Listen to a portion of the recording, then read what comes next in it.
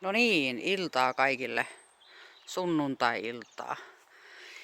Vuosipäivän kunniaksi nämä sitten mätkähti maahan. Siinä mielessä vuosipäivä ei Tuuka ja minun vuosipäivä. Se juna meni jo, mutta mutta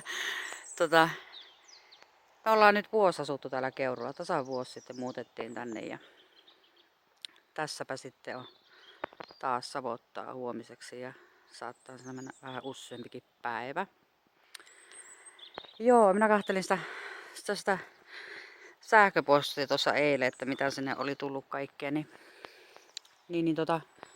kiitoksia kommenteista ja mitä on videoiden alle tullut ja mitä oli tullut sinne sähköpostiin, niin minäpä menen niihin sähköpostiviesteihin sitten, että no siellä oli kysytty ensinnäkin Aleksi ikää. Aleksi on 20, täytti nyt huhtikuun alussa 20 ja on tosiaan siellä Upinniemessä armeijassa, mutta sillä on kirja täällä, että sen boksi on tuolla yläkerrassa sitten, että se muutti viime syksynä Lohjalta kanssa sitten niin kuin tänne.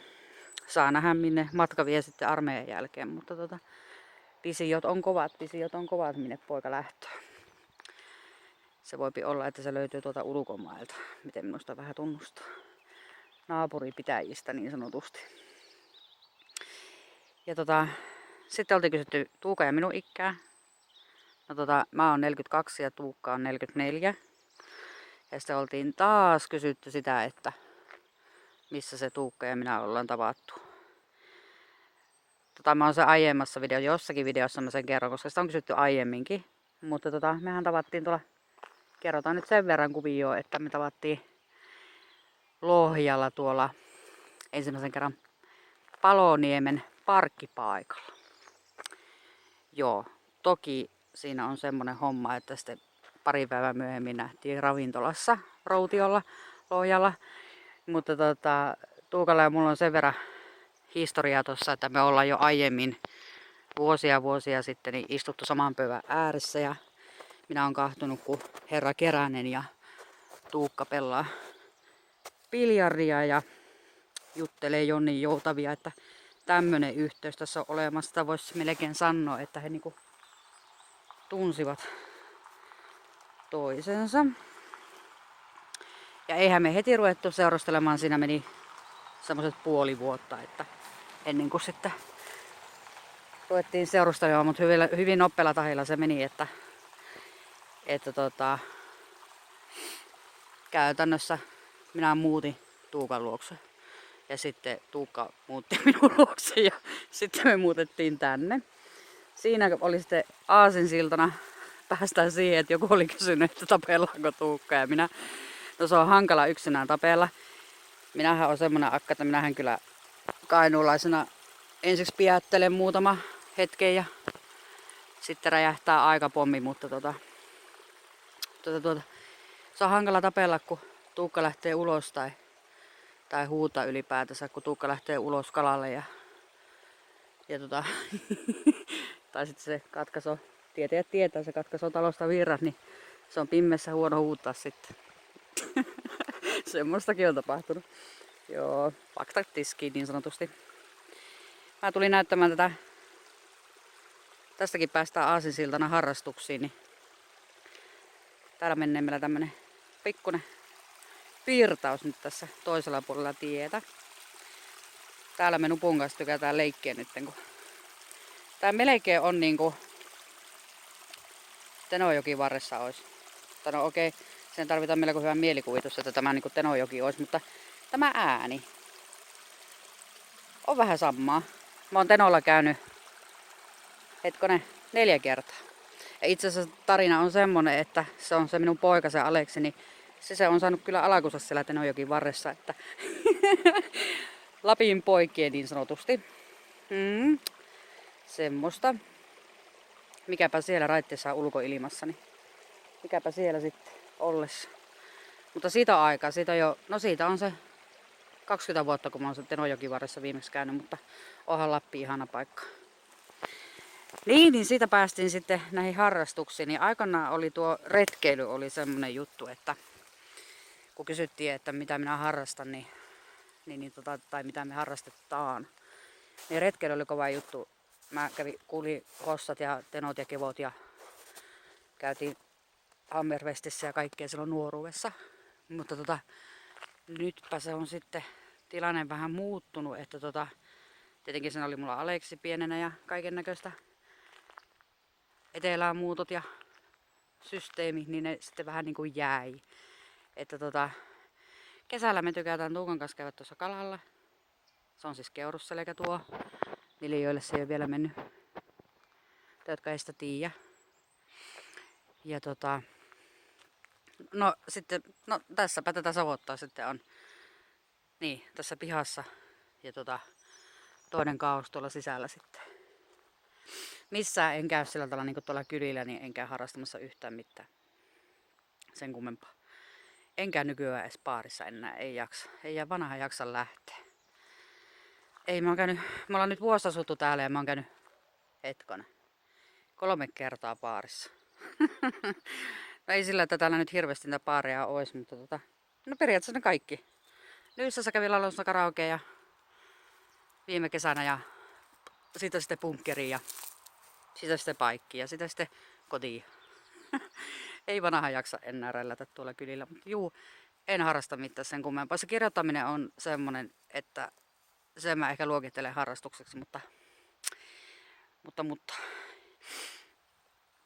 sekin nyt se kirjaprojekti meni pikkasen sitten uusiksi, että siinä tuli vähän semmoisia tekijäoikeusjuttuja, niin osa kavereista luki sen kirjan ja tykkäsi kyllä kovin, mutta sitä ei voi julkaista, koska. No en mene nyt siihen, mutta siinä tuli tämmöisiä juttuja, että se oli ehkä vähän liian suoraa tekstiä ja vähän väärillä nimillä tai oikeilla nimillä ja siinäpä se tuli se tenkkapoo sitten, että sitä ei voi julkaista, mutta mukavasta oli kirjoitella ja ei minä koe, että se hukkaan meni se homma. Sitä kysyttiin muuten, oli kysymys sitä kirjastakin, että milloin se ilmestyi, niin nyt täytyy kyllä sanoa, että ei se ilmesty. Mutta on mulla toinen projekti, että mä teen nyt pikkasen uusiksi ja lisäilen ja pläräilen ja kellaa elämääni ees sun taas sun, niin se tulee nyt eri nimellä sitten ja itse asiassa mä muutan nimenikin, niin siihen teen semmoisen taiteilijan nimen, niin se ei ole niin tunnistettava sitten. Tai katsotaan mitä se kustantamo sitten sanoo asiaan. Semmosta. Siinä mä oon tuolla ja haravoinut. Toivottavasti viinimarjoja muuten tulee yhtä paljon kuin oli viime syksynä. Se on kivaa hommaa. No, kyllä me siihenkin leipiytyy siihen poimimiseen, mutta kuitenkin oli ihan kiva ja mustaherukka juustokakku oli ihan helekkari hyvä loppupeleissä. Mä viime syksynä tein sitä ensimmäisen kerran, niin se oli hyvää. Joo. Sitten olikohan siellä vielä joku muu kysymys. Olisi perhana pitänyt ottaa ne parskulle paperille ne jutut, niin olisi, mutta ei siinä ne taisi olla. Niin. Niin no sitten oli tietenkin, no olihan siinä, herra Keräsestä oli kysymyksiä. Mutta nepä löytyy sitä oikeastaan, kun nämä videot lähtee, jos ne plärrää taaksepäin, niin ne lähtee siitä. Se oli herra Keräsen idea aloittaa tämä YouTube-kanava ja sielläpä näkyy sitten niitä tarinoita siitä miehestä aika paljonkin. Että se oli sitä autorassuuta ja metällä kulkemista ja no Keränen ei niinkään kalalla. Kalalla se ei kulkenut, että se on, mutta niitä kun väärää niitä videoita ja se Keräsen ja minunkin elämä on kyllä jollakin videolla on, että miten me tavattiin ja kuinka monta vuotta oltiin yhdessä ennen kuin sitten Keräsen elämä päättyi, mutta joo, se oli, me kerettiin niin kuin naimisissa olla Keräsen kanssa 14 vuotta. Joo. Että semmoista. Tänään ei oo surunauhat chattie. Se on ensi viikon sunnuntaina. Mulla on joka toinen viikko sunnuntaisi on se vuoro.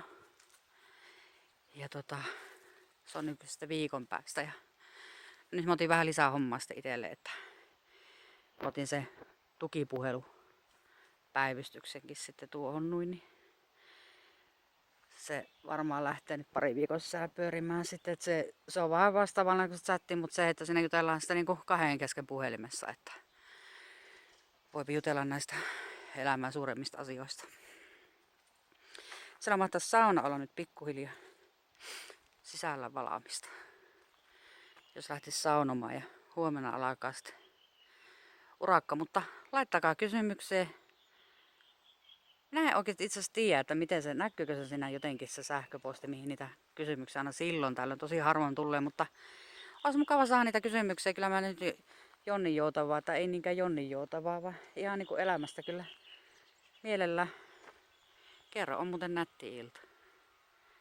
Tuossa näkyy tuossa videossa joku, saattaa joku heijastuksen, tuommoinen sininen pallero tuossa leijailla. Joo, mutta laittakaa kysymyksiä ja kommentteja alle ja olisi kiva tietää vähän, että mistä päin niitä seuraajia on, kun mä katsoin, että niitä nyt on niitä reilu lähemmäs 300, että mistä päin, onko ne Keurulta vai onko ne sitä Kainuun kulmilta näin. Jos teillä aikaa on, niin laittakaa vaan viestiä, että kuka näitä videoita seuraa. Minä en niitä, tai ehkä mä näkisin ne jostakin, mutta minä en osaa katsoa, että mistä ne näkyy, mutta mä tiedän, että siellä tuttujakin on kyllä seuraamassa näitä videoita, mutta niitä on nyt putkahtanut muutama kanavan tilaaja lisää sitten.